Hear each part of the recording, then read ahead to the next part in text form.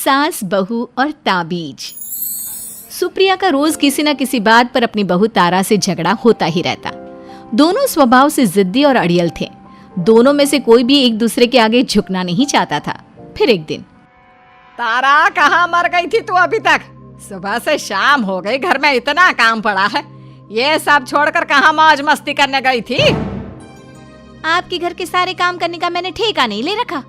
आप भी तो अपने दोस्तों के साथ किटी पार्टी करने जाती हैं, तब तो मैं आपको नहीं टोकती। अरे मैं तेरी सास हूँ, तू मेरी सास नहीं है। सास है तो क्या मुझे चैन की सांस नहीं लेने देंगी आप? बहुत जबान चलने लगी है तेरी आजकल। आने दे मेरे बेटे को घर पर, फिर देख तेरी कैसे क्लास लगवाती हूँ। आपके पास और काम ही क्या है? बाहर पड़ोसियों से मेरी बुराई करना और घर में पति से। हाँ तो अब तेरा काम भी तो ऐसे ही होते हैं ना। तारीफ के लायक कोई भी काम किया है तूने आज तक? बस जुबान चलवा लो, कैंची से भी तेज चलती रहती है। सिर्फ जुबान ही नहीं, हाथ पैर भी चलते हैं, जिनकी वजह से आपको घर में इतनी सफाई देखने को मिलती है, वरना आपको तो अपनी किटी पार्टियों से फुर्सत नहीं मिलती। तो कहना क्या चाहती है? घर का क्या सारा काम तू खुद अकेला करती है? तो और क्या नौकरानी करती है? इसी तरह तारा और सुप्रिया में आए दिन लड़ाई होती। दोनों के दिन की शुरुआत ही एक दूसरे से लड़कर शुरू होती और लड़कर ही खत्म होती, मानो ये अब उनकी दिनचर्या का हिस्सा बन चुकी हो। शाम को तारा का पति वैभव घर आता है।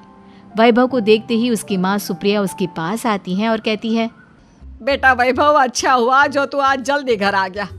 देख ना, तेरी बीवी सुबह से मुझसे लड़ी जा रही है।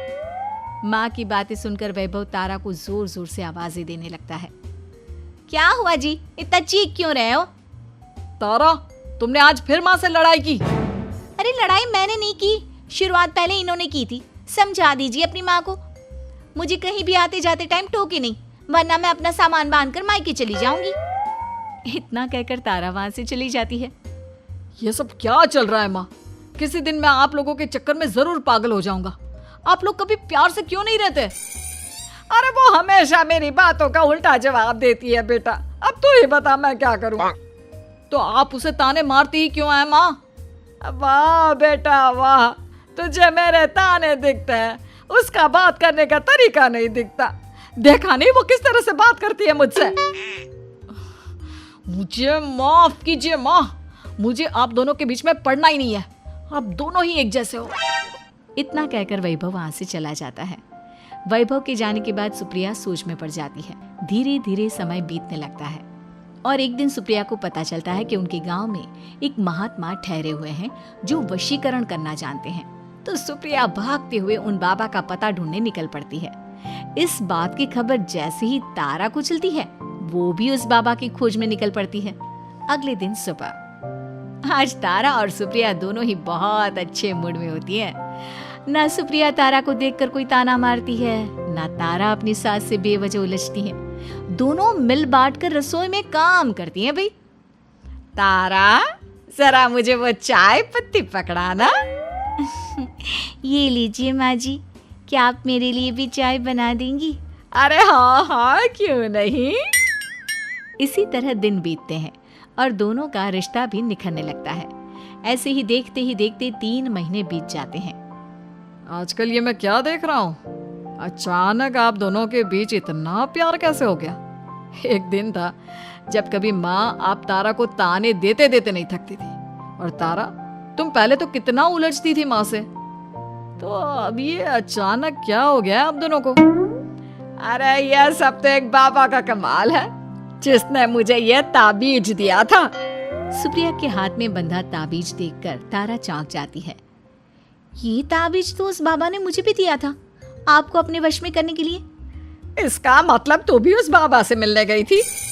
आपकी हरकतों की वजह से ही मुझे जाना पड़ा था। ये सब क्या चल रहा है? मुझे तो आप लोगों की कोई भी बात समझ में नहीं आ रही।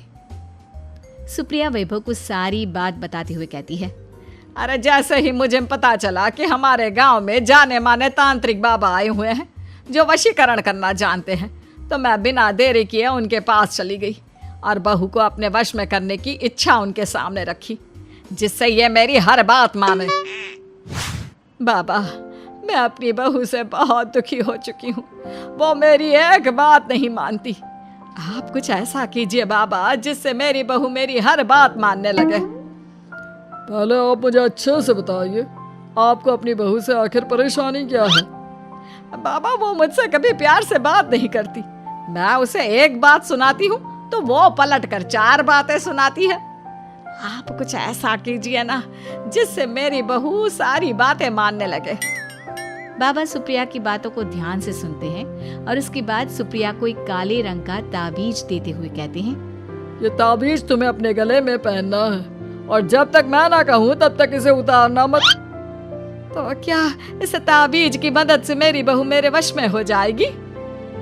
सिर्फ वश में ही नहीं, इस ताबीज के कारण तुम्हारी बहू तुम्हारे आगे पीछे भी घूमने लगेगी। लेकिन बस तुम्हें कुछ काम करने होंगे। कैसा काम बाबा जी?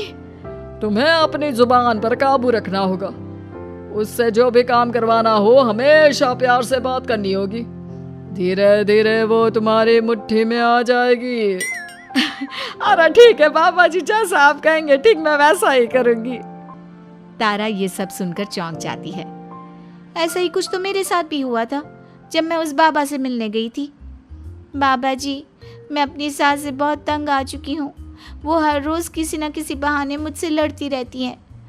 आप प्लीज़ कुछ ऐसा करिए ना जिससे मेरी सास सुधर जाए और मुझे बेवजह टोकना बंद कर दे। तारा की ये बातें सुनकर पहले तो बाबा सोच में पड़ जाते हैं। उसके बाद वो तारा को भी काले रंग का ताबीज पकड़ाते हुए कहते हैं, ये लो बिटिया, इसे अपने गले में पहन लो और जब तक मैं तुम्हें इसे उतारने के लिए ना बोलूं तब तक इसे उतारना नहीं। इस ताबीज को पहनने से तुम्हारी सास तुमसे प्यार करने लगेगी और दिन रात तुम्हारे आगे पीछे घूमेगी। ये सुनकर तारा बेहद खुश हो जाती है। बाबा, इस ताबीज का असर कब तक होगा?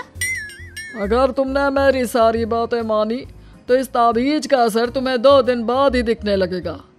उसके लिए सबसे पहले तुम्हें अपनी सास को इज्जत देनी होगी, उनके साथ प्यार से बर्ताव करना होगा और अगर कोई भी काम भी करवाना हो तो प्यार से ही बात करनी होगी।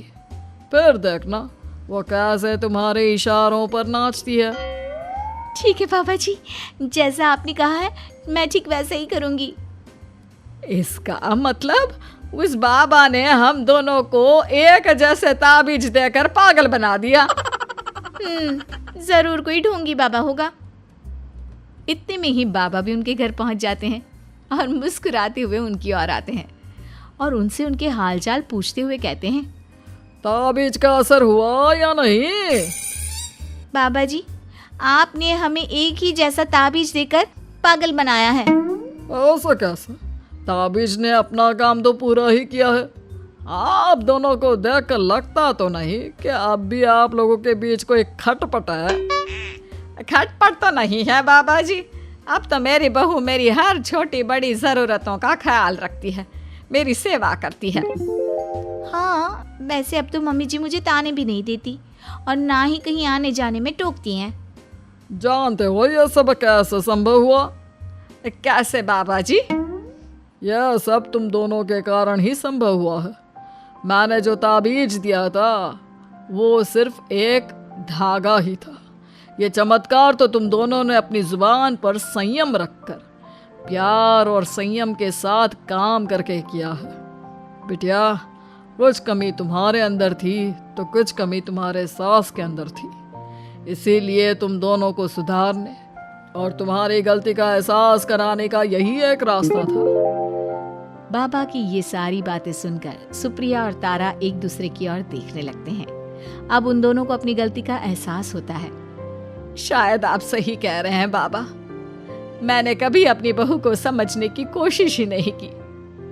मैंने भी तो कभी आपकी उम्र और ओहदे का लिहाज नहीं किया और जो जब मन में आया बोलती चली गई। हो सके तो मुझे माफ कर देना मम्मी जी। चलो फिर, अगर सब ठीक ही हो गया है तो बाबा जी अब आप भी वापस अर्जुन बन जाइए। वैभव की बात पर बाबा अपनी नकली दाढ़ी हटाते हैं तो उसे देखकर सास बहू हैरान रह जाती हैं। अरे अर्जुन भैया, आप? हाँ भाभी, आप दोनों के रोज़ रोज़ वाले झगड़ों से परेशान होकर एक दिन मेरे इस दोस्त ने एक प्लान बनाया और मेरी मदद मांगी, तो मैं इनकार कैसे कर सकता था। और देखिए आज उसका नतीजा हम सबके सामने है। सब जोर जोर से हंसने लगते हैं।